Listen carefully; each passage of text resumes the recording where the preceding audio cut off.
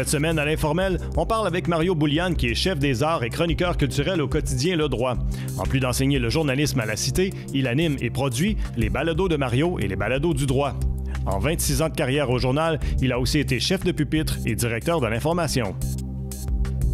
Mario, bienvenue à l'émission. Merci de m'accorder du temps. Je sais que tu es un gars qui court pas mal. Ben écoute, je suis tellement content de l'invitation. Merci de m'avoir invité, d'avoir pensé à moi d'ailleurs. Ben ça va être le fun, je pense, de jaser culture de la région et tout ça.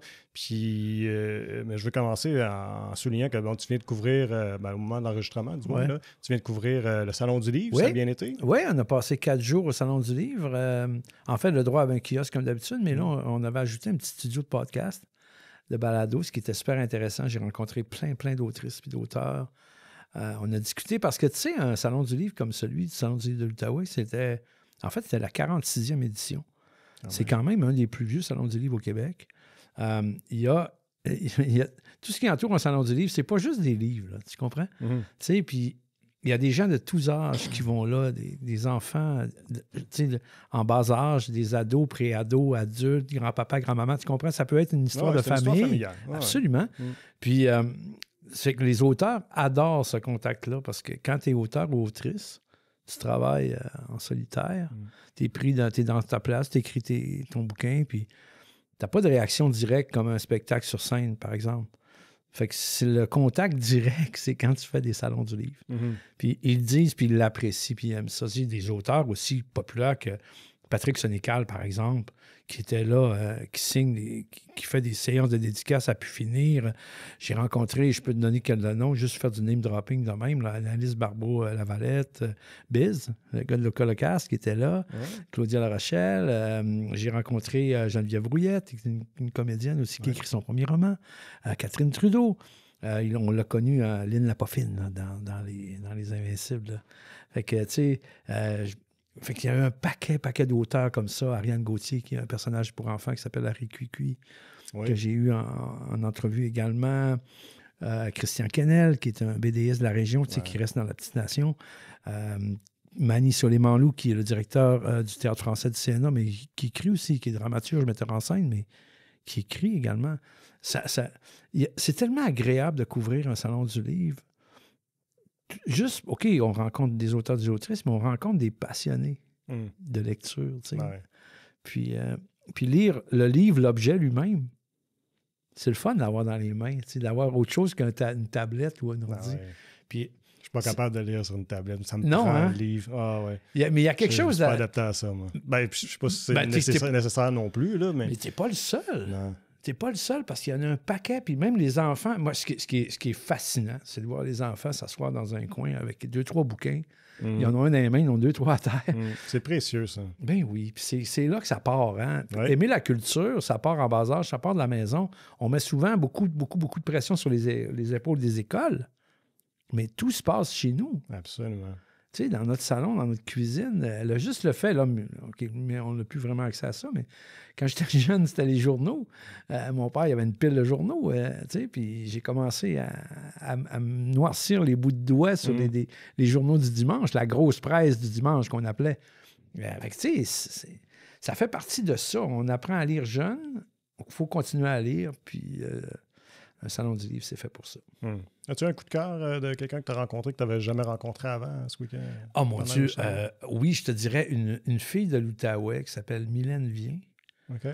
C'est une jeune auteure. C'est une femme exceptionnelle. Elle a la dystrophie musculaire. Donc, elle est en fauteuil roulant. Mais elle a un sourire, là. Ravageur. Puis non, j'ai rencontré du monde fascinant. Tu sais, Anaïs Barbeau-Lavalette, qui est une femme de combat, qui est une réalisatrice, une documentariste. Elle est à la base de Mères au front, qui est un groupe de femmes de défense de l'environnement, mais surtout en Abitibi, à Rouyn, tu sais, avec la fonderie Horn. Bon, ils sont 5-6 femmes qui ont parti ce mouvement-là là-bas. Ils sont même couchés devant les trains, là, sur des rails. Juste un peu avant qu'elle arrive au salon, je l'ai rencontrée vendredi. J'animais une discussion avec elle à la scène Liviterio. Puis, arrivait de Québec. Il s'était peint le corps en noir au complet. Puis, en tout cas, il s'était planté à l'Assemblée nationale. Puis samedi, ils sont allés faire une manif devant le Parlement ici à Ottawa. Mais c'est pour l'environnement. Fait que cette femme-là est fascinante. Ça, c'était une belle rencontre. Biz, puis c'était super le fun aussi. Claudia Lavalette également. Mani Soleimanlou. Mani, là, c'est un gars là, qui gagne à être connu. Tu sais, c'est un comédien aussi. Il a joué dans Mademoiselle Bottine. Il jouait le rôle de Paul, le film qui a sorti récemment. Okay. Super cool, ce gars-là. Ben le fun. Fait que mes coups de cœur, ils sont nombreux. Ouais. Je te dirais. J'ai même eu France Bellil aussi avec son livre, Le Roselu. C'est elle que j'ai vue avant toi ici. OK. Fait que j'y ai parlé, je l'ai eu en podcast dans mon balado. France, fait longtemps que je la connaissais avant, même quand elle était à Radio-Canada. Mais non, c'est difficile de mettre le doigt sur un coup de cœur, mais je dirais que le salon en général, c'était mon gros coup de cœur. Avec le thème était génial cette année, c'était « Tous les espoirs sont permis ». Puis dans le contexte d'aujourd'hui, politique, géopolitique, mettons que c'était d'appoint. J'avoue. J'ai écouté la conversation que tu as eue avec Christian, justement, Guy et, rappelle-moi, le troisième. Raymond Ouimet.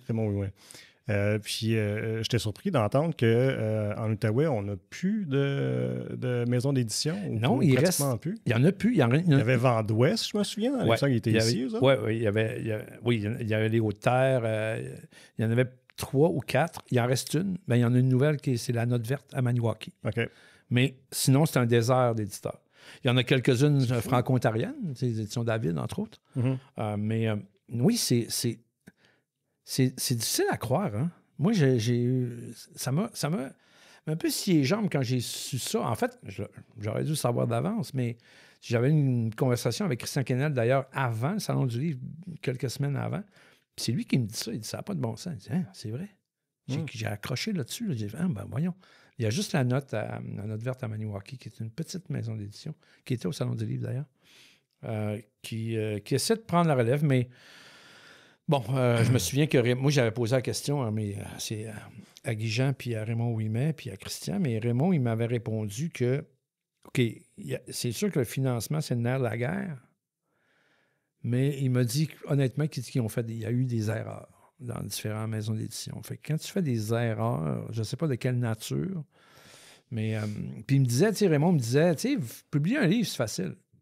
C'est le vendre après. Ouais. Alors, c'est peut-être ça qui est... Si tu veux avoir les auteurs qui reçoivent de l'argent, il faut que tu sois capable de le vendre. Voyons, c'est clair, c'est clair et net. Mais, puis la conversation a amené à quelque chose que, justement, je voulais aborder avec toi. Tu sais, quand on parle culture, tout de suite, au Québec, on va penser Montréal. C'est comme Montréal le au Québec. Ouais, c'est ça.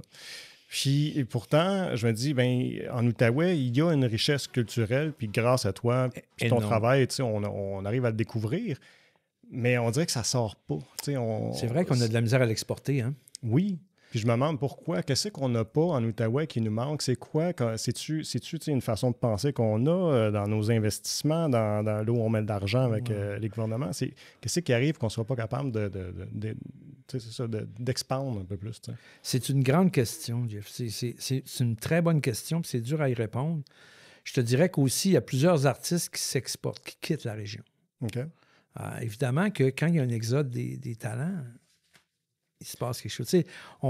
Puis, il n'y a pas dans la région d'infrastructure, je dirais, de diffusion. OK, il y a des salles de spectacle géniales. À Buckingham, tu as l'Estacade. Okay? Tu as la Maison de Culture, la salle Odyssée à Gatineau, qui est une salle qui gagne des prix. Ça peut finir. Ouais. Tout le monde au Québec connaît la salle Odyssée. Je parle de tout le monde. Quand je dis tout le monde, je parle de tous les artistes. Puis ils veulent venir ici. Puis le public, la région est exceptionnel. Puis là, je ne parle pas à travers mon chapeau. Là. Tous les artistes, sans exception, humoristes, musiciens, comédiens, me disent toutes la même chose. Vous autres, chez vous, je ne sais pas ce qu'il y a dans l'eau, mais il se passe de quoi à chaque fois. Alors, mais il n'y a pas, on vient de le mentionner, il n'y a pas de maison d'édition. Nomme-moi un studio d'enregistrement musical. Il n'y en a pas. Je ne pas. Il commence à avoir quelques compagnies. S'il y en a une, c'est une compagnie de production de télé. Il y a Daniel Coutu qui fait quelque chose de magicien. Oui. Bon, il y a lui, mais il n'y en a pas d'autres. Alors, est-ce qu'il enregistre ici en région? Ben oui. OK, je pensais qu'il faisait à l'extérieur. Je pensais que son siège, mettons, social était ici, mais qu'il enregistrait. Oui, il y a des studios, je pense, je veux pas dire n'importe quoi, mais je pense qu'il y en a dans le bout de l'aéroport à Gatineau. Ah, ben ouais. Dans ce coin-là. J'ai essayé d'avoir une entrevue plusieurs fois, puis ça n'a jamais débloqué. Mais ça serait un bon intervenant parce qu'il pourrait il pourrait t'en parler longtemps de ça. Du côté de l'Ontario français, il se passe de quoi d'intéressant, mais ça reste l'Ontario français. C'est comme si au Québec, ça s'arrêtait à Rivière-Outaouais, mais même avant, si tu considères l'Outaouais, ça s'arrête peut-être un petit peu avant, tu sais, à la chute. C'est comme si on ne vit pas... Mais c'est vrai que c'est un peu embêtant, c'est un peu tannant, mais il se passe tellement de choses ici. Puis si tu regardes la population de Gatineau, la population francophone du côté de l'Ontario, on a quand même un très gros bassin. Gatineau, c'est la 4e ville au Québec, mais si tu ajoutes ça, là, bien là, on plante Laval, puis on plante Longueuil, puis on se rapproche de Québec. Tiens. Alors voilà ce qui se passe. Parce que les lieux de diffusion sont là. Puis ils sont là à différents... Tu peux avoir une salle de 400 places, tu peux avoir une salle de 1000 places. Tu sais, on n'a pas de salle de 2000, là, 2500, il faut traverser la rivière. Mais est-ce qu'on a besoin de ça? Je ne sais pas. Tu sais, il y a peut-être des arénas comme le Centre Slush Poppy qui peut mettre du monde. C'est plus que 2000. Oui, mais c'est 5000. Ça a l'air vide à 3000. Oui, mais c'est 5000 l'aréna, mais ils ont essayé de faire des shows là-dedans, puis ils n'ont pas l'air à vouloir se lancer là-dedans pour le moment. Tu sais, l'année passée, je pense, c'est l'année passée ou l'année d'avant. Et Florida. Florida, c'est l'année passée, c'est l'été dernier. Mais ça n'a pas été un succès. Mais là, mais tu sais, puis les festivals ici, ça marche. Il y en a des gros. Il y en a qui n'ont pas toffé longtemps, mais il y en a des gros. Tu sais, le FMG, c'est quand même... Le Festival de Montgolfière à Gatineau, c'est immense. Ben oui. Puis, c'est dommage, j'ai quelques scoops, mais je ne peux pas vous en parler. Puis, tu sais, il y a un nouveau festival qui a eu lieu au moment qu'on fait l'enregistrement. Ça vient d'être fini. C'était pendant le Salon du Livre. L'Igloo Fest? Il y a eu l'Igloo Fest la semaine avant. Okay. Ça, c'était comme le dernier week-end de Ballonneige, qui est excellent. Et ça, il y a eu du monde là. C'est incroyable. Puis, il y a un autre festival qui a eu lieu, qui est un peu passé sous silence, s'appelle Feu sur glace. C'était à Elmer, c'est à la Marina d'Elmer. 2 soirs. C'était Laurence Nerbonne qui était la porte-parole. Puis Wassim Aboutanos, qui était l'animateur de tout ça. Il y a eu une soirée hip-hop nostalgique avec Dogmatic le vendredi, puis une soirée country le samedi soir. Puis en fait, c'est des spectacles puis un feu d'artifice à la rivière. C'est super beau. Ah, ben j'ai vu des photos. Oui, ça va être... j'espère juste qu'ils vont avoir une deuxième année pour qu'il y ait une pérennité à ce festival-là, parce que c'est excellent. Fait que, pour en revenir là-dessus, c'est que c'est vrai que l'Outaouais, on dirait que à travers la province, on est souvent identifié à l'Ontario, à Ottawa. Ça nous aide moins. Mais au niveau du rayonnement, on a de la misère aussi à se faire reconnaître. Sauf que les artistes d'ici, il y en a beaucoup.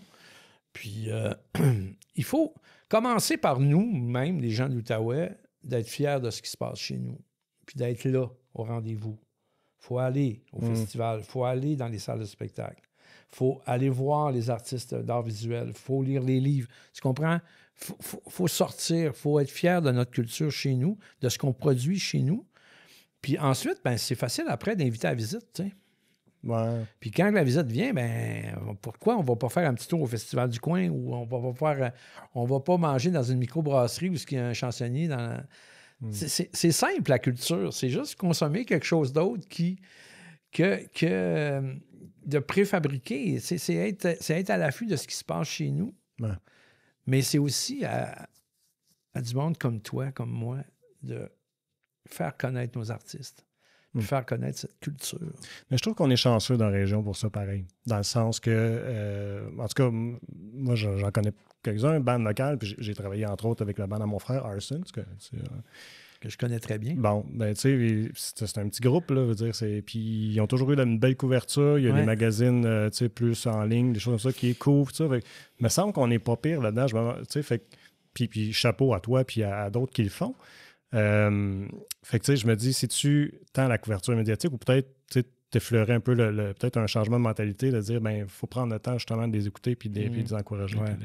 Oui, il y a ça. Mais prenons exemple Arsène, ce groupe-là, que j'ai toujours considéré comme un super groupe qui a toujours pas eu son break. Dans le milieu, on dit ça prend un break pour... J'ai toujours vu, moi, ce groupe-là comme à la même place que Simple Plan. Puis à la limite, meilleur. C'est drôle à dire, hein? Mais c'est vrai. C'est vrai. Puis, mais tu sais, mais comment tu peux donner un break à un artiste? Je ne le sais pas. Tu sais, un autre exemple qui ressemble à ça, un artiste franco-ontarien, il s'appelle Mehdi Cayenne. Je ne sais pas si tu connais Mehdi. Mais Mehdi Cayenne est arrivé au même moment que certains artistes au Québec, puis il était dans le même créneau, je te dirais, que certains artistes à l'époque de Vincent Vallière, peut-être, ou de... Tu sais. Puis, il n'y a pas eu le break qu'il aurait mérité, comprends-tu? Est-ce que c'est parce qu'il était franco-ontarien, puis ils ont choisi le Québécois? Je veux pas aller là, mais j'ai des doutes. T'sais, je me doute que ça a dû pencher dans la balance. Ouais. Est-ce que Arsène, parce que c'est un groupe de Gatineau, ne veut pas sortir? Il y a d'autres gros bands, les Chiens Sales en étant aussi un band comme ça, qui a connu un gros succès dans les années 90 avec une pièce qui s'appelait Va donc chier. Qui a même été comme censuré à Musique Plus à l'époque. J'ai trouvé ça génial. Puis je jasais il n'y a pas très longtemps avec Johnny V, Jean Villeneuve, qui est le chanteur du groupe Les Chiens Sales, puis il travaille sur un nouvel album d'ailleurs.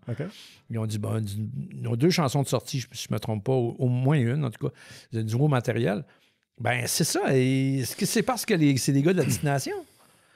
C'est ça l'affaire. On se demande tout le temps, quelque part, si un artiste sort puis qu'il reste à Gatineau, puis on dit, non, écris sur ton CV que tu viens de Montréal, que tu viens de Terrebonne ou Saint-Hyacinthe. Et que ce serait peut-être un manque d'ouverture de l'extérieur, d'écouter ce qui se passe ailleurs. C'est plus ça. Parce qu'il y a comme des préjugés, il y a des trucs préconçus sur la région de l'Outaouais. Puis même, écoute, là, on parle de culture, mais il y a du rattrapage. C'est en santé, c'est en éducation, c'est partout. Fait qu'on est tout le temps en rattrapage. L'Outaouais, ça a toujours été une zone, j'allais dire sinistrée, non, mais une zone oubliée. Puis même nos députés, nos politiques, nos politiciens prennent la région pour acquise. Ça a toujours été ça. Puis là, à un moment donné, il y a eu des vagues. Il y a la fameuse vague orange à l'époque avec le NPD au fédéral, que ça a ramassé ici aussi. Il y a la vague de la CAQ, mais les libéraux ont été presque éliminés. Alors, c'est quoi l'affaire? Mais, tu sais, c'est dur de changer là, des vieilles habitudes puis des vieilles mentalités, mais ce sont des jeunes, c'est la jeune génération qui doivent changer tout ça. Des Marjolaine Beauchamp qui doivent changer ça. Des artistes comme ça, Arsène, c'est des jeunes, ça. Tu as ton frère Joannis qui est là-dedans, mais c'est quoi les 2 frères, là, Justin puis... Justin, puis moi je connais Juice, puis Marie. Justin puis Marie.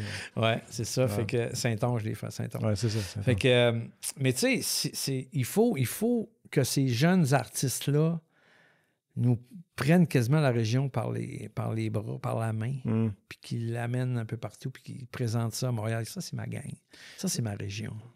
Tu me fais penser, par exemple, je me demande, quand tu parles des jeunes, peut-être par leurs intérêts qui sont différents au niveau médiatique, là, parce qu'on se tourne plus vers le web, tout ça, peut-être que ça va permettre à certains artistes de débloquer plus, vu que, en tout cas, j'imagine qu'un grand réseau, souvent, va avoir plus tendance à... Parce que là, les frontières s'estompent, là, c'est ça. Dans le merveilleux monde du web, là. Ça disparaît, mais il reste que... il faut donner la chance à ces artistes-là de se faire avoir et entendre ailleurs. Puis la culture, en ce moment, mange une claque, là.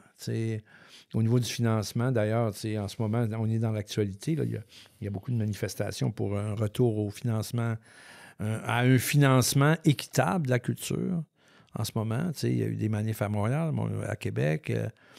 Il y a des regroupements là, d'artistes qui se font valoir parce que ça coupe partout. En ce moment, on est dans une ère que la culture...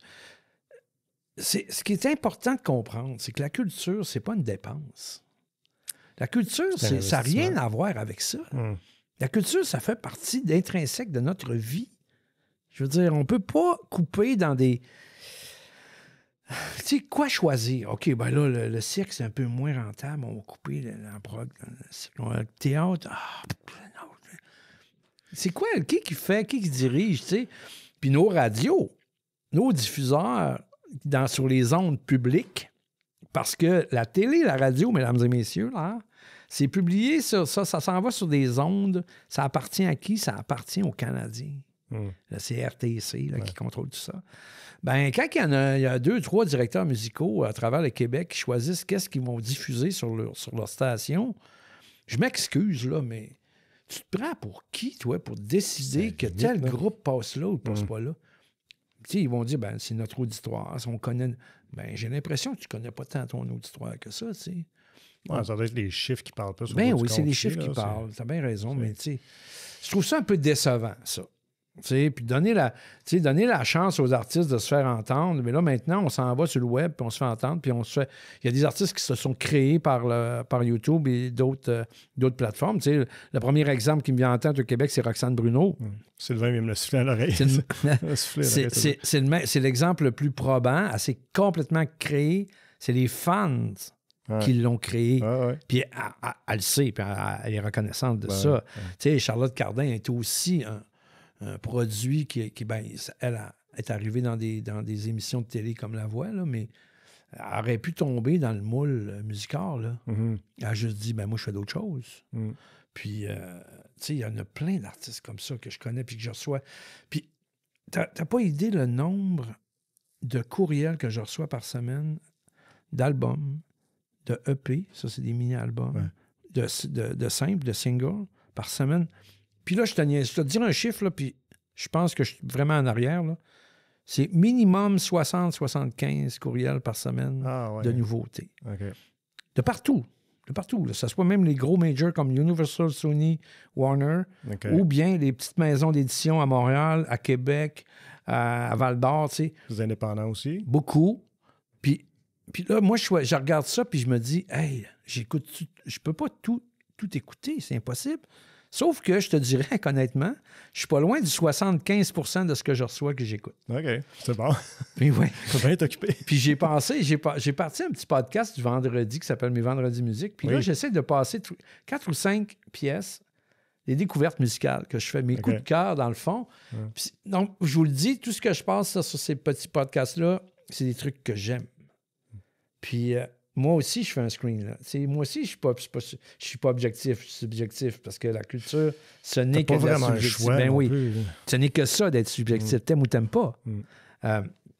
Mais t'imagines-tu, moi, ce que je fais à ma petite échelle, s'il y avait des gars et des femmes comme moi qui sont dans ce milieu-là, qui le feraient aussi à plus grande échelle, ce que ça pourrait amener comme diversité dans le milieu culturel au Québec?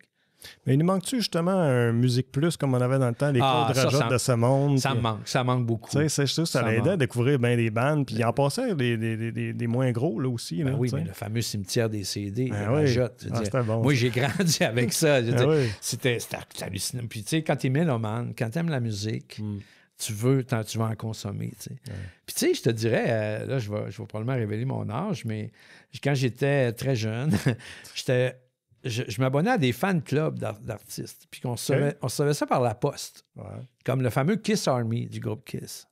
Moi, j'étais abonné à Kiss Army. Fait que 2 fois par année... C'était quoi, un magazine? Non, Kiss, c'est le groupe. Oui, je sais, mais tu abonné au fan club. Okay. Fait que 2 fois par année, je recevais un courrier chez nous, une enveloppe, ou des fois même une boîte avec plein de trucs là-dedans. Okay. Bon, c'est un peu eux autres qui ont inventé la merch, la marchandise, là, les patchs, puis toutes sortes d'affaires. Okay. Ils t'envoyaient plein de trucs. Puis là, ils t'envoyaient un journal, ils t'envoyaient une BD. Puis là, ils annonçaient que, bon, ils vont sortir un album à telle date. Okay. Mais là, aujourd'hui, c'est facile, on a accès à tout ça rapidement sur le web. T'sais. Mais il y avait quand même une anticipation à cette époque-là. Puis quand on était fan d'un groupe, on était fan. Puis je ne veux pas revenir là-dessus parce que moi, la nostalgie, ça me fait chier. C'est quand même. Mais tu sais, moi, je racontais une anecdote à mes filles, puis je disais, moi, savez-vous, en 82, j'ai vu 3 spectacles en 3 soirs au Forum de Montréal. OK? Queen. Oh my God. Yes. Et Frank Zappa. Jeudi, vendredi, samedi. Puis, chambre d'hôtel. On est 4 buzzés du Saguenay qui descendent. On était dans une petite Volkswagen Beetle. Puis, Pierre Pelletier, je te salue.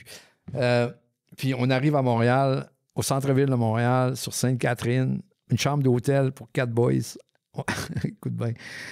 3 billets. Ça m'a coûté, en tout et partout, à peu près 125$. Imagine. C'est comme fou, là. C'était 15$ un ticket pour aller voir Queen. Ouais. Avec Freddie Mercury. Tu t'imagines? Ouais. Puis Frank Zappa. Pété. C'est comme débile. Mais bref, c'est ça. Fait que l'accès à la musique aussi est facile, est gratuite. Mais quand tu vas aller voir tes artistes, là, il faut que tu donnes un rein. Ah oui. Parce que ça coûte 200$ un ticket. Oui, j'ai choisi, moi, mes spectacles. Ben, c'est ça. Il y en a bien que je fais. Fait que- Dommage, mais. Tout ça pour en venir au fait que chez nous, on a des shows à 30$. On a des shows à 40$. On a des shows à 15$.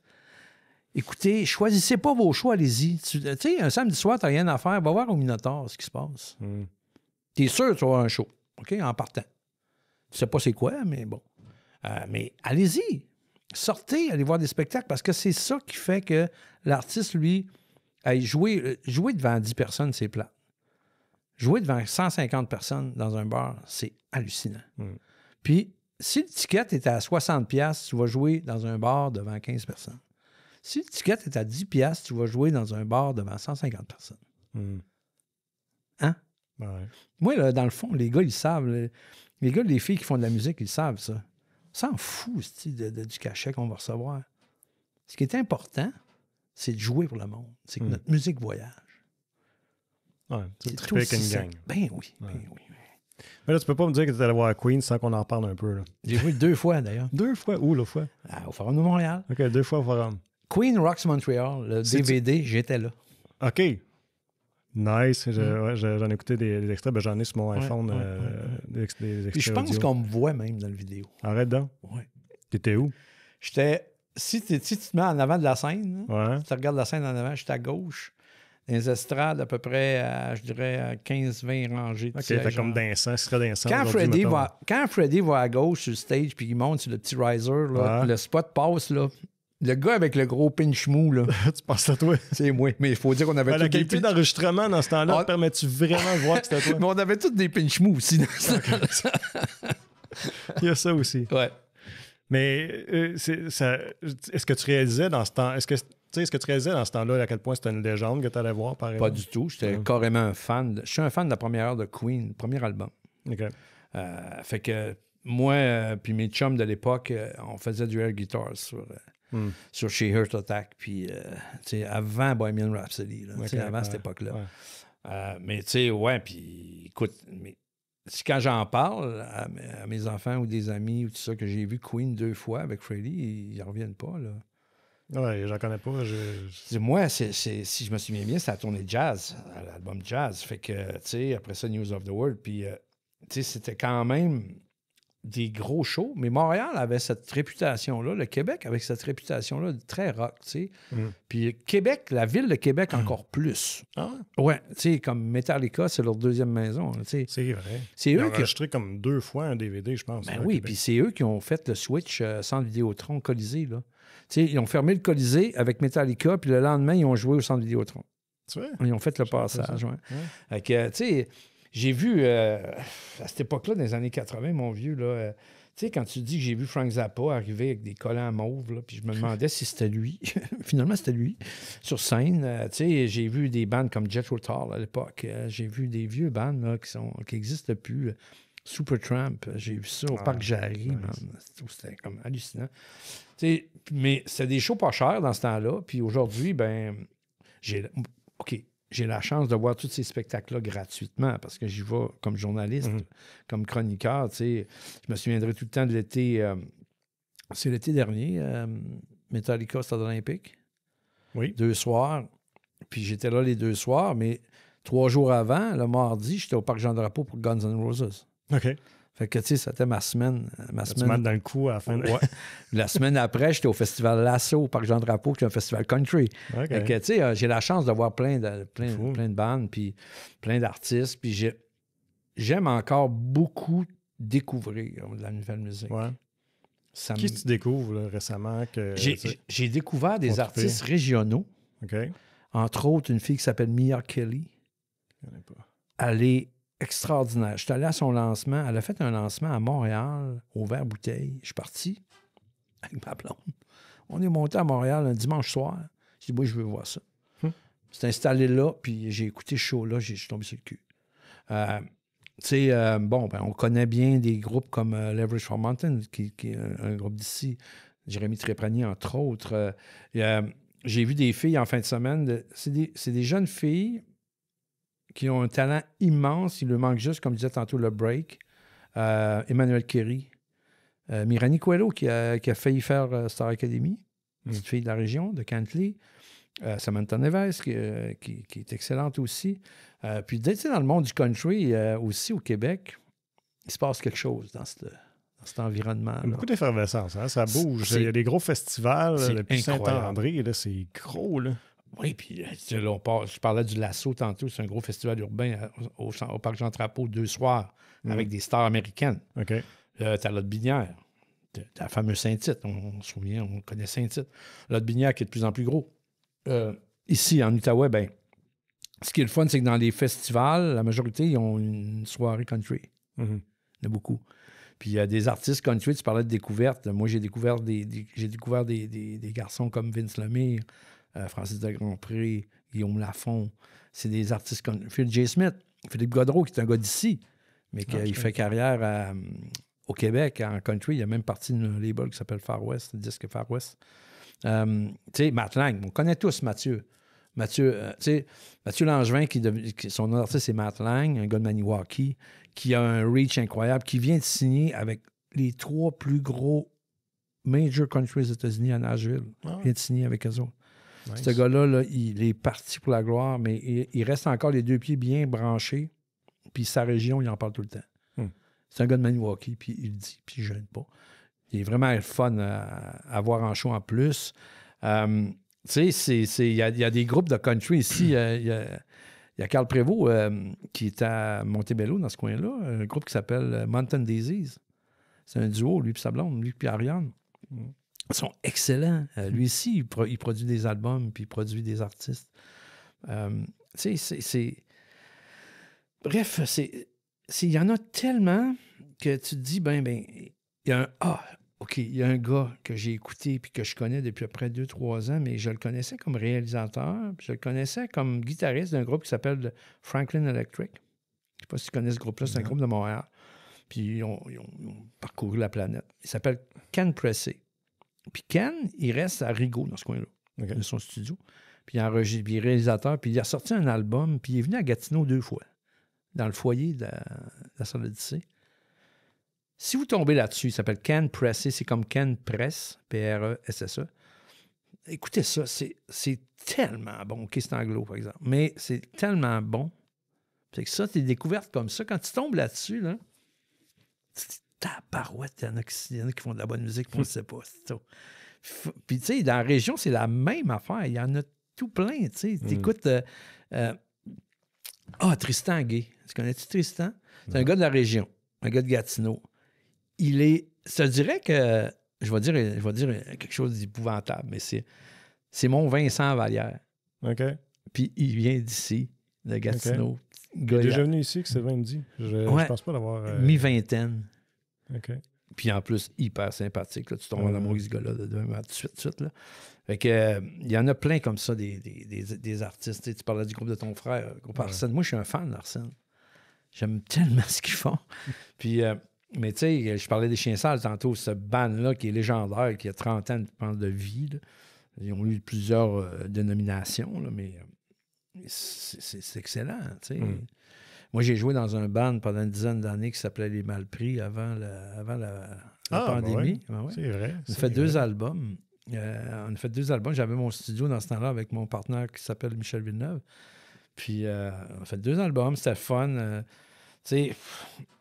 Il y en a plein de musique. Puis tu regardes les festivals, souvent, tu regardes la programmation dans nos festivals à nous, puis il y a beaucoup d'artistes de la région. Tu sais, c'est pas clairement à côté étiqueté Gatineau, là, mais... Non, mais au moins, on les encourage souvent, ils vont ouvrir nos festivals. c'est le fun. Nos festivals sont ouverts à ça. Oui. Ça me fatigue depuis tantôt. C'est-tu un pic de guitare que t'as, toi? Ça me fatigue, mais ça m'intrigue. Oui, c'est un pic de guitare en bronze, mais il y a là-dessus la clé de Fa. OK. Qui est la clé des bassistes. Je suis bassiste, d'accord. Oui. Ton nouveau band, c'est Maple Whiskey? Maple Whiskey, qui est un band country. Ouais. Vous avez joué en fin de semaine, d'ailleurs, au Fret. Oui, hey, première expérience dans un festival dehors. Comment c'était, ça? Le test de son était glacial. Fret, on est revenu avec des gangs, les bouts coupés. Mais non, c'était agréable. Là. C'est un band, c'est un nouveau band. On a à peine 3 mois d'existence, mais notre directeur musical, c'est Jean-François Giroir. Guitariste Michel Villeneuve, à la batterie Patrick Couturier, moi à la basse, puis la voix vocale, c'est Andréane Lévy-Chalut, qu'on peut voir un peu partout, qui est aussi chansonnière, je tiens à le dire. Il y a beaucoup de chansonniers, mais elle a fait du chansonnier, mais une des rares femmes qui fait ça. Elle joue aussi dans un groupe qui s'appelle Rock Shop, qui est un groupe de la région qu'on connaît bien, qui vont souvent jouer à l'Ancan. D'ailleurs, ils jouent à l'Ancan en fin de semaine. Non, c'est du country, new country. On fait du cover, mais on aimerait beaucoup faire de l'original. D'ailleurs, Michel écrit beaucoup avec des arrangements. Je sais que Jean-François, il est excellent dans les arrangements. Fait que, Jean-François, il me dit de quoi? Jean-François Giroir, oui. Il n'y avait pas un band, il est-tu du coin? Il est-tu de Angers ou quelque chose comme ça? C'est ça. Ouais. Puis... il jouait dans un band. Moi, je les connais à l'époque avec Sage Délire. C'est ça. C'est ça. Avec Mino au drum, puis je ne sais pas que c'était qui les autres. Ouais. Sage Délire, puis il a joué, dans un hommage. Oui, il a joué dans un hommage à Éric Lapointe, Adrénaline à l'époque, avec Patrick Ritchie. Il a joué aussi avec... Il joue aussi avec un autre band. Il y a Jean-François Chevrier dans ce band. J'ai oublié le nom, ça m'énerve. Ça, dans ce temps-là, j'ai des petits blancs. Ça, c'est l'âge. Ça m'arrive c'est le moment senior, comme dirait ma blonde. Fait que, non, c'est notre directeur musical. Je veux dire, sans lui, c'est un gars très rigoureux. Fait que c'est agréable quand tu fais de la musique avec ces gars-là. Puis, je te dirais que, bon, c'est sûr que je peux pas dire que mon band est mauvais, mais on est excellent. Tu sais, Andréane... Ça sonnait bien, les extraits que j'ai vus. Andréane, elle a une voix exceptionnelle. Puis elle force pas la tabarouette, puis ça sort. Ça sort comme rien. Allez la voir avec Rock Shop aussi. Elle est excellente. Elle est excellente. Comment c'est venu la musique dans ta vie? T'es devenu musicien? T'étais fan? Es-tu jeune? Es-tu né là-dedans? Ben non, je suis pas né là-dedans du tout, mais j'ai été un mélomane toute ma vie. J'ai toujours aimé la musique. Puis j'ai toujours voulu jouer. Mais je sais pas pourquoi. Bon, ben, tu sais, j'étais capable de gratter 2-3 accords. C'est une guitare acoustique à côté d'un feu de camp, mais sans en plus. Là. J'ai une voix de Creveney, là. J'ai pas de voix, là. Fait que... à un moment donné, mon fils, Adam, il y a quoi? Il y a une dizaine d'années, 12 ans peut-être. Il y a une guitare électrique qui traîne dans mon appartement. Je ne sais pas pourquoi. Il joue là-dessus, puis il y a un petit ampli, puis il est dans sa chambre. Puis d'un coup, j'entends le riff de départ de Sweet Child of Mine. Tu sais l'intro? Ah ouais. Bon, j'écoute du Guns N' Roses, c'est le fun. Je rentre dans sa chambre. Mais non, c'est lui qui joue. Je dis, comment t'as... Ouais, mais là, j'ai regardé les affaires sur YouTube, puis là, il dit, tu veux-tu prendre des cours de guitare? Ben oui. Fait que lui, il prend des cours de guitare, je l'inscris. Puis pour le garder comme motivé, si je connais mon fils, là, pour le garder motivé, ça fait 2 fois que je vais au cours avec lui, puis je vois qu'il y a une guitare basse qui traîne dans un coin. Je dis à son prof, peux-tu prendre la basse? Puis... Oh oui. Fait que j'ai commencé à jouer un peu de basse avec lui pour aider mon fils à... c'est bien cher. Puis je suis tombé en amour avec l'instrument, mon vieux. Si tu venais chez nous, là, regarde, je pourrais ouvrir un magasin de musique juste de basse. J'en ai plein. Parce que, tu sais, tous les guitaristes de ce monde vont dire la même affaire. On vient addict à ça, on achète plein d'affaires. Mais non, je suis tombé en amour avec l'instrument. Fait que ça fait une 20aine d'années, je te dirais, à peu près, que je joue. OK, tu as commencé sur le tard. Là. Je joue la 4 cordes. Oui, parce que, regarde, j'ai 63 ans aujourd'hui. J'ai commencé tard, ouais. OK. Ouais. Ah. Mais je suis passionné de musique. Puis, fait que... Moi, c'est une scène, puis pour moi, c'est le Nirvana. Là. Pour toi? Pour moi, sur une scène, c'est le Nirvana. Je peux pas demander mieux. C'est ma place. C'est là que je suis. Puis le journalisme me rend aussi très heureux. En ce moment, je suis sur mon X, comme on dit. Je suis chroniqueur culturel pour Le Droit, mais aussi pour tous les journaux des coop de l'info. Oui. Alors, je me promène partout. Je vais voir des spectacles, je fais des critiques, je rencontre des artistes. Je suis béni. Je peux-tu dire ça? Je suis béni de faire ce job-là. Ouais, c'est vrai. Je suis béni de faire ce job-là.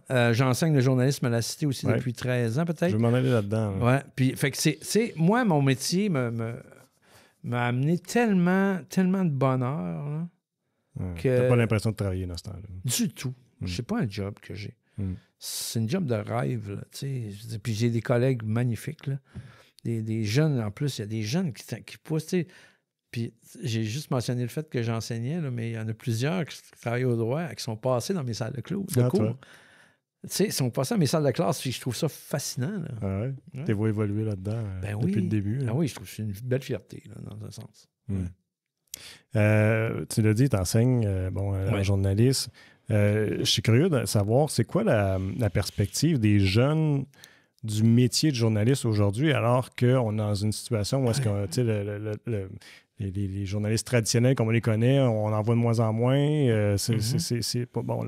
La télé, on sait, là. C'est une bonne question. On est dans une situation précaire. Là, on ne sait pas trop ce qui va arriver avec l'avenir de la télévision, comment est-ce qu'on veut s'adapter là-dedans, tout ça. Les jeunes se tournent vers les médias non traditionnels, si on veut.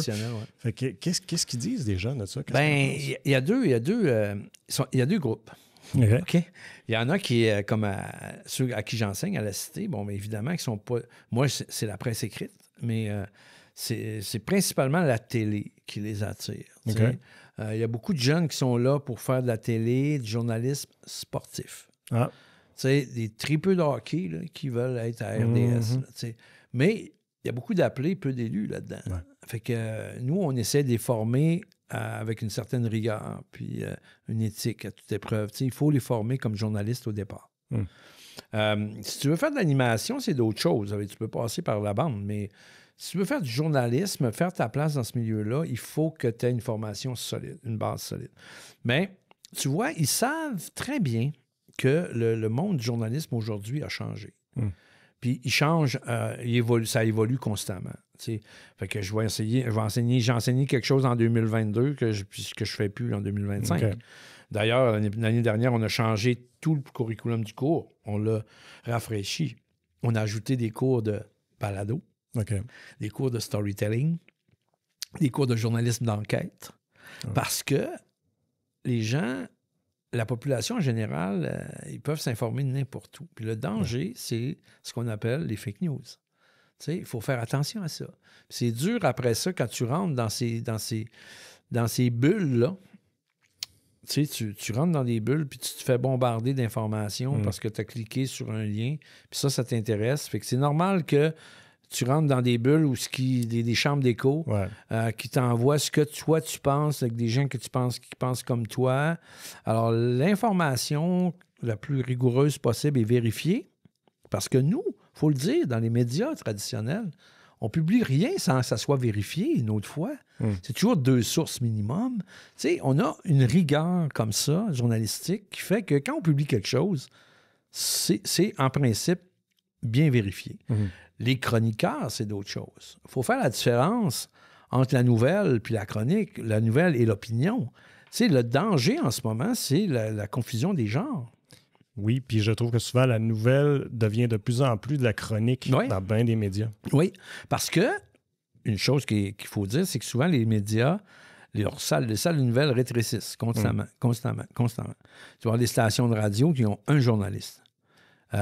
Mais par définition, toutes les stations de radio que vous allez écouter le matin, mettons tous les shows du matin, ils font des revues de presse.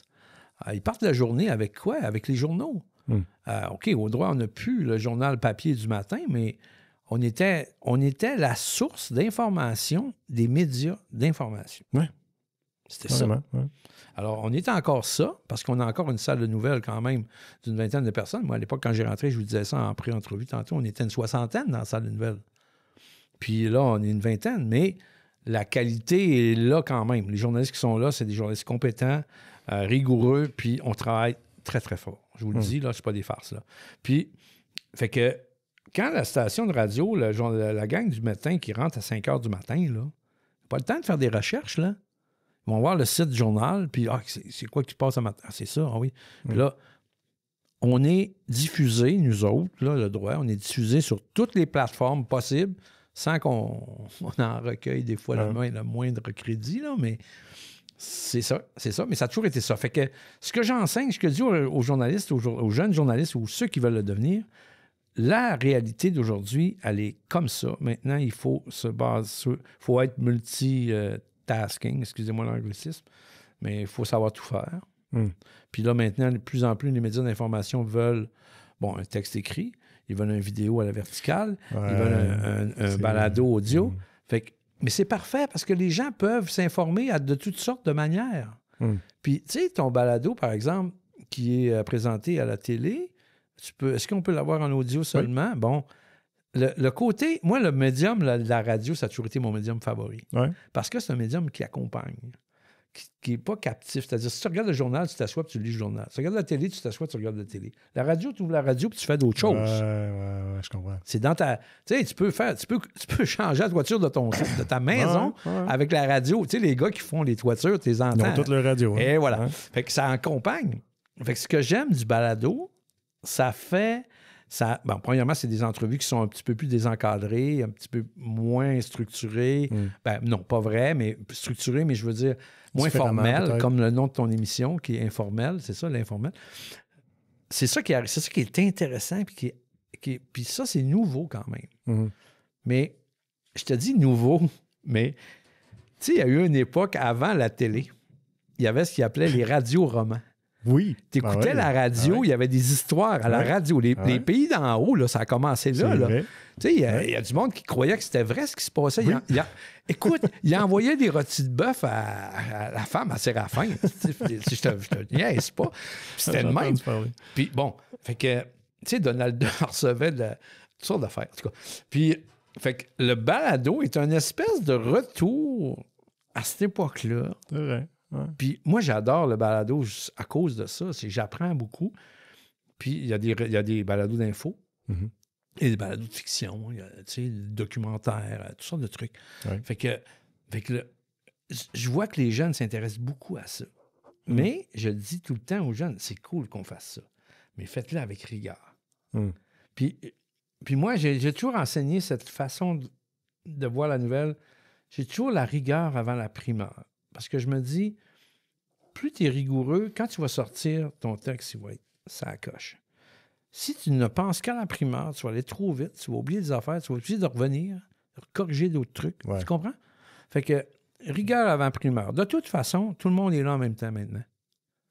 Tu sais? On court pas un peu trop après la primaire avant la rigueur à cette heure. T'as raison. Tu sais, parce que ça va vite, le monde des médias. Mais ce que je te dis, c'est que tout le monde va l'avoir en même temps de toute façon. Sors là, ce qu'on appelle, nous, dans le milieu des breaking news. Ouais. Ça, je l'enseigne. 1 paragraphe, 2 paragraphes. Mais surtout que tes 2 paragraphes soient solides. Là, okay. Puis après ça, tu dis à tes lecteurs, vous pouvez avoir plus d'informations plus tard. Revenez me voir, je vais avoir toute l'info. Mais là, oui, on a des façons de faire, mais il faut être rigoureux. Il faut vraiment... Parce que de plus en plus, aujourd'hui, on fait face à une information qui n'est pas vérifiée, qui nous est garochée, puis la pandémie a exacerbé tout ça. Nous a bombardé de toutes sortes de cochonneries. Ça a mis à mort un paquet de médias, la pandémie. Alors, tu sais, puis si je fais un parallèle avec le droit, nous, c'est un journal plus que centenaire, OK? Et puis, en 2020, on a malheureusement fait faillite avec le groupe qu'on était à l'époque.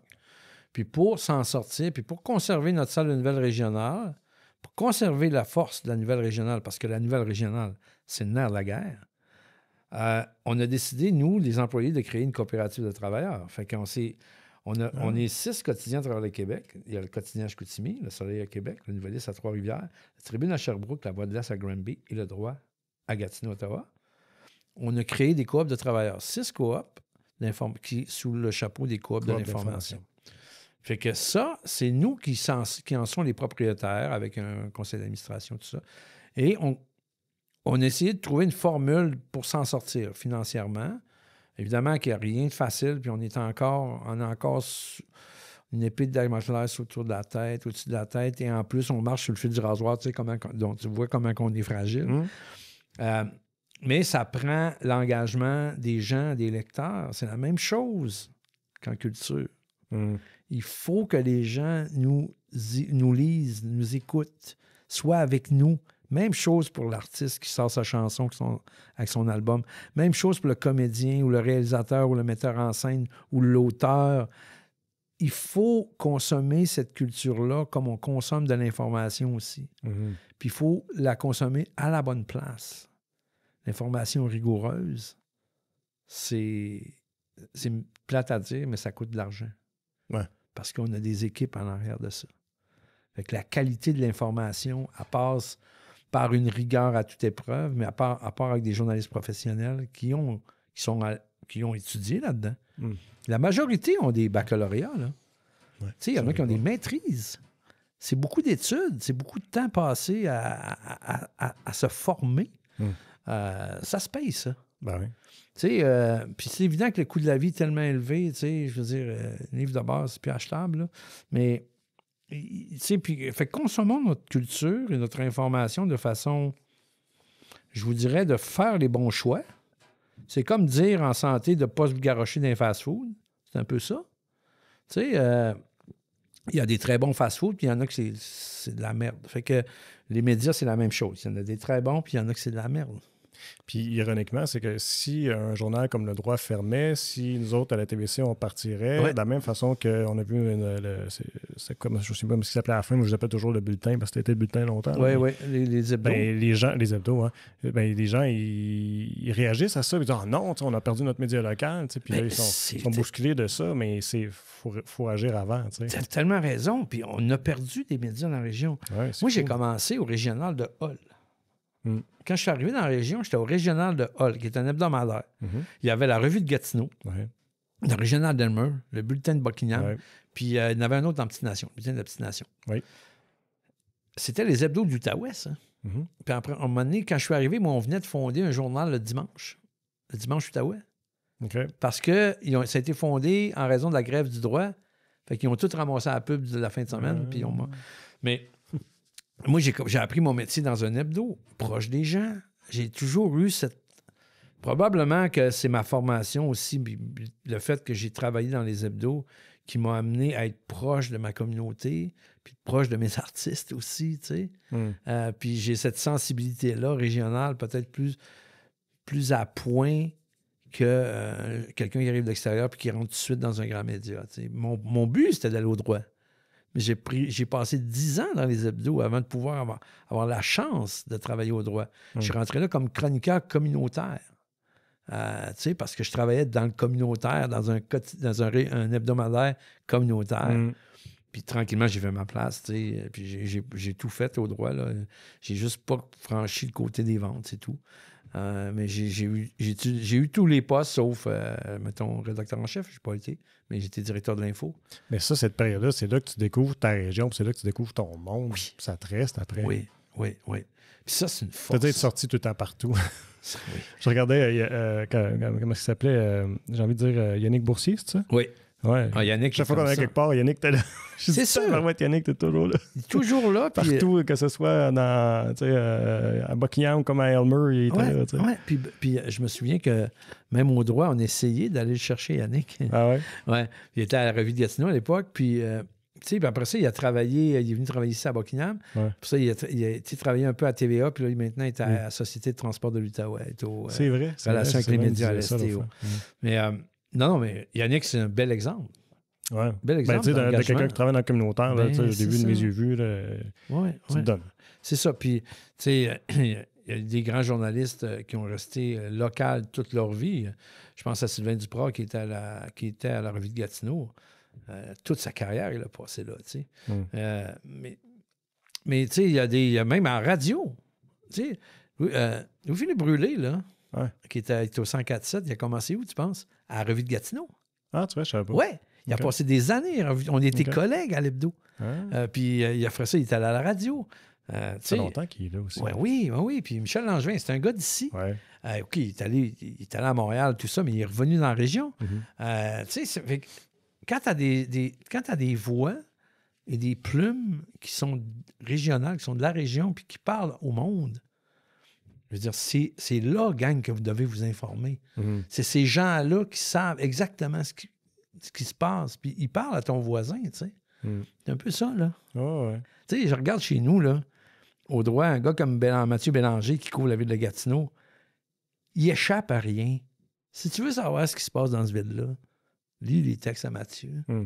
Lis les chroniques à Patrick Duquette. Parce que lui, il est chroniqueur, donc des fois, il va plus loin Ou il va à des places que Mathieu ne peut pas aller parce que lui, c'est un journaliste rigoureux, tu sais. Ça ne veut pas dire que Pat n'est pas rigoureux, c'est pas ça. C'est que lui, il est chroniqueur. Son rôle est différent. Oui, parce qu'il apporte une opinion, puis souvent, il apporte un éclairage différent. Tu sais, c'est la même chose qu'on a perdu, notre grand chroniqueur, on l'a perdu récemment, c'est Denis Gratton. Ben oui. Denis avait cette facilité de parler aux gens, de s'adresser à eux directement. Ouais. C'était unique, je trouvais. Puis tu sais, avec son personnage de Fernand. Ouais. Fernand, c'est un personnage fictif, mais il y a des gens qui voulaient le rencontrer, Fernand. Il y a des gens qui l'ont invité à des soupers de spaghettis. Puis il a fallu que Denis invente des trucs pour dire que ben là, il peut pas, ou je suis pas capable de le joindre, ou tu sais. Fait que c'est la force d'un journal, c'est l'âme de. Tu sais, les chroniqueurs, c'est l'âme d'un journal. Les journalistes, c'est le cœur du journal. Puis les chroniqueurs, c'est l'âme. Fait que des gars comme Denis, comme Patrick, c'est ça qui fait vivre un journal. Puis de toute façon, on parlait de primeur tantôt, un chroniqueur, par définition, c'est de l'exclusivité. C'est exclusif au journal. Fait que ce n'est que des primeurs et des scoops et des exclusivités. Alors, c'est ça. Moi, je suis chroniqueur culturel, fait que j'ai un peu de liberté dans ce que j'écris. Je vais faire une critique de show. Je vais critiquer le spectacle que je vais voir. Puis si tu me permets de parenthèse sur mon métier, quand je chronique, mettons, je fais une critique de spectacle, je suis rarement négatif parce que je sais tout ce que ça prend pour monter un show. Okay. Excuse. Je voulais dire une critique de disque. Je sais tout ce que ça prend derrière pour créer un album ou d'écrire un livre. Mais si l'artiste, le musicien sur scène me donne un show de marde, oui, je le vois qu'il n'a pas l'air de vouloir être là, je vais le ramasser. OK. Je me gênerai pas. Ça doit pas être facile de faire ça si tu es proche de tes artistes, comme tu disais. Ben, il faut que tu fasses, faut que tu mettes ton chapeau puis tu dis, regarde, c'est ça que je fais, là. Puis je m'excuse, mon grand, mais ce que tu m'as livré ce soir, c'est pas toi. Pas ton meilleur. C'était pas ton meilleur. Puis les gens payent pour être là. À gros prix, on en a parlé tantôt. 60-65$ pour un ticket à la Maison de la Culture, mettons, pour voir, je sais pas, moi, on va dire n'importe quoi, là, pour voir Zachary Richard. Je sais que Zachary va donner un bon show. C'est clair. Mais si un soir, ça marche pas, son affaire, puis il n'a pas l'air d'avoir... Tu sais, il veut pas être là, puis ça paraît. Je m'excuse, mon Zaki. Tu vas te faire ramasser. Tu sais, j'ai un spectacle que j'ai pas aimé du tout à cause de toutes sortes de raisons, puis je me suis pas gêné. C'est une comédie musicale qui s'appelle Le Matou. Malheureusement, ils sont venus ici, puis ils n'étaient pas prêts. S'ils avaient présenté ce show-là à Montréal, ils se seraient fait démolir. Mais pas à peu près. Moi, j'ai dit ce que j'avais à dire, that's it. Mais par exemple, c'est rare que je vais planter un album ou un livre parce que je sais tout ce qu'il y a derrière, le travail, puis l'âme et le cœur que les artistes mettent dans leurs produits. Parce que souvent, quand un album sort, ça fait 2 ans qu'ils sont là-dessus. Ben oui.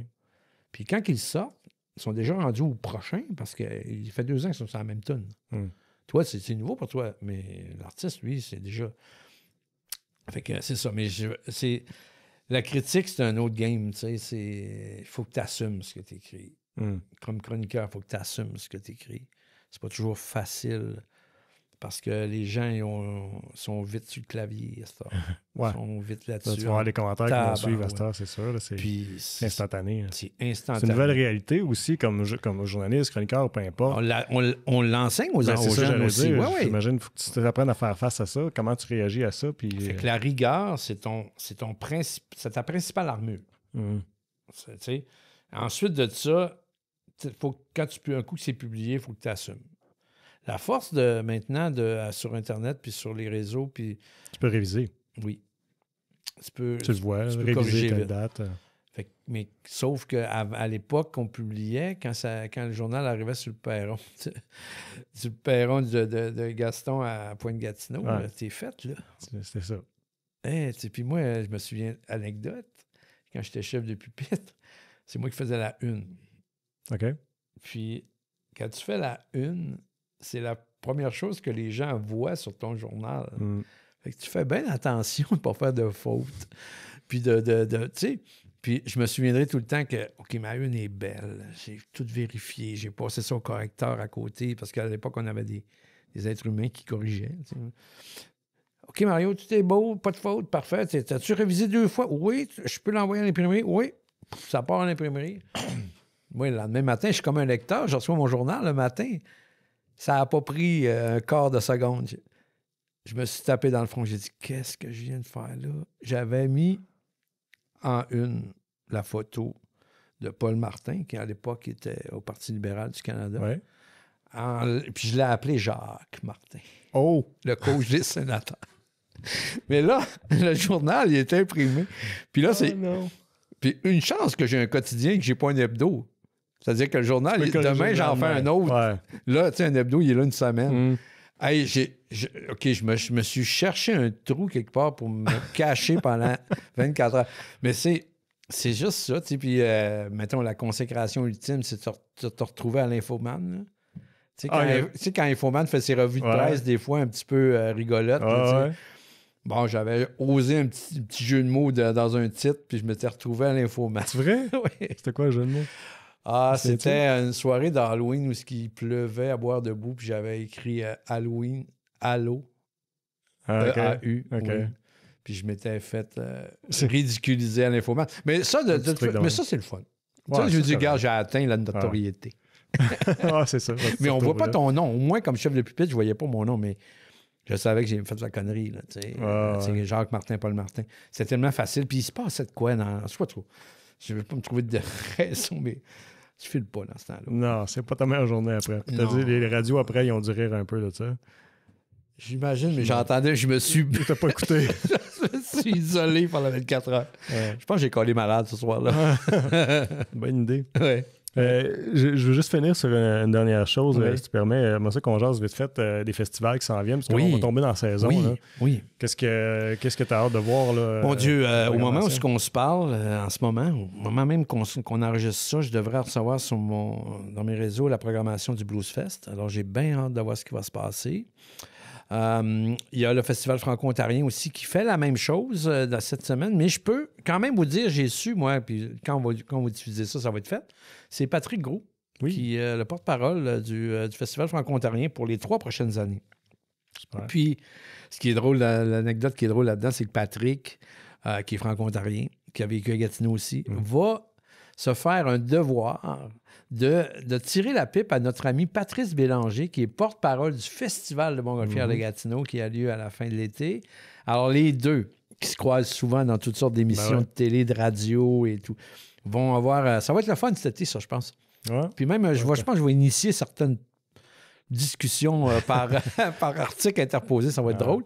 Bon, dommage, cette année, le fameux festival qui a été... En fait, ce qu'on avait voulu faire revivre le Buckingham en fête, avec le BMA, ne reviendra pas. Mais, je dis un mais parce que j'ai entendu parler de certaines choses. Il va y avoir du nouveau à Buckingham. Ah. Il se passe quelque chose d'intéressant en ce moment. Avec qui, tu peux-tu dire? Non, je ne peux pas en parler, mais ça a rapport avec la création d'une salle de spectacle privée de moindre envergure, je dirais autour de 300 places, avec café, espace, balado, tout ça. Okay. Et programmation culturelle à l'intérieur, mais aussi peut-être un retour sous le pont, mais ça, peut-être pas en 2025, mais en 2026. OK. Surveillez ça de près. Il se passe quelque chose dans ce magnifique secteur de Buckingham que j'aime encore appeler ville, parce que j'ai aussi résidé à Masson-Angers à l'époque, à une certaine époque. Ouais. J'ai toujours aimé Buckingham, puis même ma blonde, tantôt, on s'en venait ici, elle dit « Regarde donc s'il n'y a pas des maisons à vendre dans le coin, là. » Parce que Buckingham, ça m'a toujours attiré, ce secteur-là. J'adore Buckingham. Puis, mais il va se passer quelque chose. Okay. Je le dis. Dans le privé. Dans le privé. C'est ce qui est le fun, c'est que l'investissement est privé. Bon, évidemment, il y a des subventions derrière ça, mais je vous en dis pas plus parce que j'en sais pas plus. OK. En savoir plus, je vous le dirais. Mais c'est des choses que j'ai entendues à gauche et à droite, puis de sources vérifiées. Et oui, les autres festivals qu'il faut s'attendre, bon, ben, Destination en fête. Oui. Ça va être encore gros cette année. Il y a le Festibiaire d'été tu sais, les Festibiaires, ils ont annulé le Festival d'hiver parce qu'ils changent le branding, ils changent toutes sortes d'affaires, changent de nom, tout ça. Fait qu'ils ne voulaient pas mélanger les gens. Fait qu'ils ont annulé le Festival d'hiver qui devait avoir lieu bientôt. Mais le Festibiaire d'été va avoir lieu. Ça, c'est la gang d'orchestra qui fait ça. quel autre festival? Les festivals d'humour à Gatineau, ça fait une couple d'années, puis ça marche très bien. Ouais. À côté de la Maison de Culture, ils font ça. Puis en parlant de la Maison de Culture, l'année passée, ils ont essayé un spectacle. Ils ont fait une collaboration avec Evenco pour un spectacle de Patrick Watson à Place de la Cité, dehors, à côté de la Maison. Ça a été un succès, un très grand succès. Moi, je t'ai vu ce show-là. Trompe pas avec lui. Ah ben non, mais c'était Patrick Watson, c'était malade, c'était génial. Fait que on m'a dit qu'il y allait avoir quelques spectacles d'ajouter dans ce sens-là. Il faut surveiller ça, Place de la Cité. C'est des spectacles payants, mais ils ont aussi une série de spectacles gratuits à Place de la Cité. Ça, c'est le fun. J'ai vu Dan Bigra puis Brune Leboeuf l'année passée ensemble à Place de la Cité, que c'était génial. Fait que, tu sais, c'est des spectacles gratuits, tu vois là. S'il pleut, ben c'est simplement annulé ou des fois, il l'envoie dans la salle Odyssée, mais là, il y a moins de place. Fait que, FMG, bien sûr. Le Festival de Montgolfière, bien sûr. J'ai hâte de voir c'est quoi la programmation. L'année dernière, avec Charlotte Cardin puis Laurence Nerbonne, le jeudi soir, ça a été un hit incroyable. Moi, je n'avais jamais vu autant de monde au Parc Labbé ce soir-là. Je pense que la dernière fois que j'ai vu autant de monde, c'était Kenny Rogers. Ça fait longtemps. Là, un bout. Parce qu'il est mort, le bonhomme. Fait que ça fait un bout. La compagnie créole, on m'a dit que ça avait été le gros hit. Mais je ne sais pas si c'était récemment, ceux qui sont allés sur le site du Parc Labbé, au fond complètement du site, en avant du stage, mais très loin, au fond, il y a le poste de police, il y a la police qui est là. Mais il y avait du monde jusque-là. Je suis allé me promener juste pour le plaisir, là, après le show de Laurence puis au début de celui de Charlotte. Puis j'en revenais pas. Là, ça m'a pris 45 minutes de me rendre au bout. Puis un autre 30-45 minutes pour revenir à ma place. C'était J'ai vu les images, ma fille est allée. Non, c'était incroyable, mon vieux, c'était incroyable. Fait que, c'est ça. J'ai hâte. L'été commence rapidement parce que ça commence vraiment, je te dirais, le Festival des Tulipes, mais c'est pas. Mais ça commence vraiment avec le Festival franco-ontarien, qui est le deuxième week-end de juin, autour du 13-14, dans ce coin-là. Festival franco-ontarien, l'Outaouais en fête qui suit. Gros fête du 20 au 25 juin au Parc des Cèdres d'Aylmer. L'année passée, une nouvelle équipe dirigée par la gang de Vacarme, donc Yannick Saint-Georges, qui en est le directeur général. Même chose au Festival Franco, a changé d'équipe l'année passée avec José Bertrand, ils rafraîchissent toute la patente. Là. En tout cas, j'aime ce qui se passe là, dans ces festivals-là parce que il y a une nouvelle garde qui monte. Comme l'Outaouais en fête, Jean-Paul Perrault a tiré sa révérence. En tout respect, c'était le temps. Puis, Yannick est en train de monter une prog exceptionnelle encore cette année. L'année passée, ils n'ont pas été chanceux parce qu'il n'y a plu. Il n'y a rien qu'un soir qui a fait beau. C'était Daniel Bélanger. Puis le reste, il pleuvait. C'était vraiment... C'est pas de leur faute ici. Mais le site est exceptionnel. Puis ils l'ont reconfiguré. En fait, ils ont mis la scène d'eau à la rivière. Puis ça fait comme une espèce d'auditorium naturel. Tu sais, ça monte comme ça. Puis Vincent Vallière, qui était là, puis Daniel Bélanger qui était là aussi, qui disait c'est le plus beau backstage que j'ai jamais vu parce qu'en arrière du stage, qui sont les artistes, t'as la rivière. Fait que t'as le beau coucher de soleil sur la rivière des Outaouais. Fait qu'il y a ça. Après ça, on tombe dans les festivals d'été.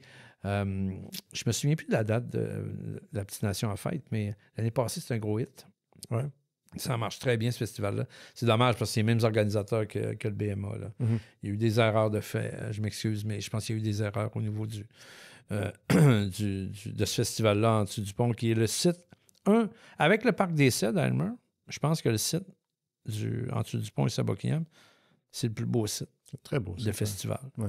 Au niveau de l'aménagement de l'accès, meilleur accès qu'à Aylmer. À Aylmer, l'accès, c'est l'enfer, mais ici, c'est vraiment génial. Tu sais, c'est naturel. On dirait qu'il y a un son naturel aussi. Le pont. En tout cas, bref, il se passe tout. Ça sonne bien. Puis je me souviens d'avoir moi-même joué 2 fois sur cette scène-là avec les Malpris. Une fois en première partie de Bob Bissonnette. OK. Puis après ça, de Martin Deschamps. Je vous ai filmé de base. Je ne me souviens pas. Mais... Avec Martin Deschamps aussi, j'étais là en première partie de Martin Deschamps. Mais... ça a toujours été un festival qui m'a tenu à cœur, Buckingham en fête, même si à un moment donné, il y a eu un petit déménagement à l'Encan.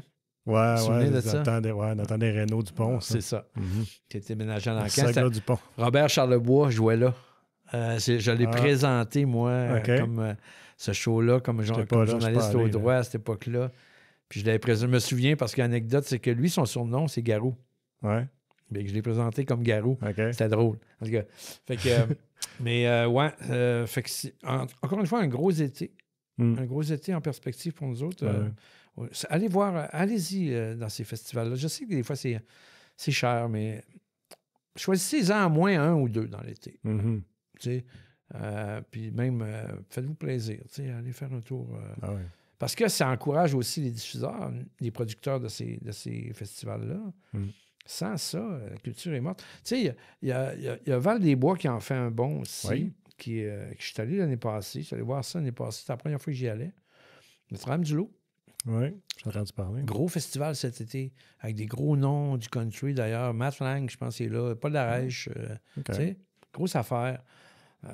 Les grands feux du casino, ça aussi, c'est toujours agréable d'aller faire un tour là, au mois d'août. Puis, on a le classique Fête du Canada le 1er juillet. Là. Mais ce qui est le fun, c'est que maintenant, ils font des spectacles dans le Vieux-Hall, souvent. Ils font la même chose à la Saint-Jean aussi. Puis, dans le Vieux-Hall, si vous passez par là, il y a ce qu'ils appelle la place Laval, sur la rue Laval. Il y a beaucoup de spectacles qui se fait là. J'ai vu Arsène l'année passée. Fait que, tu sais, il y a une vitalité. Ça serait l'objet d'un autre podcast, mon vieux, le Vieux-Hall. Voir pourquoi c'est mort, pourquoi il n'y a rien là-dedans. Pourtant, c'est un endroit fascinant, magnifique. Tout est là, dans un petit quadrilatère. Puis pourquoi ça ne marche pas? Pourquoi? J'avais pas l'impression que ça marchait pas. Oui, ça marche, mais je veux dire, voilà un mardi soir, toi. OK, ouais. C'est le week-end, on s'entend là, que c'est là que ça marche. Oui, c'est ça. Mais va dans le Vieux-Québec, va sur le marché Bail l'été, il y a du monde. Pourquoi? C'est ça que je veux dire. Si les gens veulent t'écouter, on t'écoute les balados de Mario. Les balados Le Droit sur Spotify ou les balados de Mario sur Balado Québec. C'est une nouvelle plateforme, ça. C'est intéressant. Ça coûte pas cher, puis c'est gratuit, puis c'est chez nous. Mais un grand média oblige. On est sur Spotify. Je déteste, mais c'est ça. Fait que les balados du droit sont sur Spotify, sont tous là. Tous ceux que j'ai fait au Centre du Livre sont là. Tous les vendredis, j'ai mes vendredis musique qui sortent. Suivez-moi sur mes réseaux sociaux aussi. Je suis sur Blue Sky aussi. J'ai quitté X. Parce que vous savez probablement pourquoi. Mais je suis allé là, sur ce nouveau réseau social. Fait que je plug tous mes trucs là-dessus. Facebook aussi. Facebook aussi. Moi, malheureusement, pas le choix. Mais même si Meta bloque tous les médias. On laisse faire de ça nous aussi. Tout le monde souffre de ça. Et c'est drôle, même les journaux étudiants. Hein. Ah oui. Moi, le journal d'études que j'ai à la Cité, qui s'appelle la Sagacité, on peut même pas être là. Imagine. C'est triste. Puis il y a toutes sortes de médias de merde, comme showbiz, je sais pas quoi. Puis des affaires comme ça. Voilà. On va changer ça peut-être avec le temps. Merci beaucoup, Mario. C'était vraiment le fun de jouer avec toi. Hey, c'était un plaisir. Merci. Puis, gêne-toi pas à me réinviter quelque part à un moment donné. M'en un autre temps. Ouais. Merci. Cool. Merci tout le monde d'avoir été à l'écoute et je vous invite à nous suivre sur nos différentes plateformes web pour regarder ou écouter toutes nos émissions.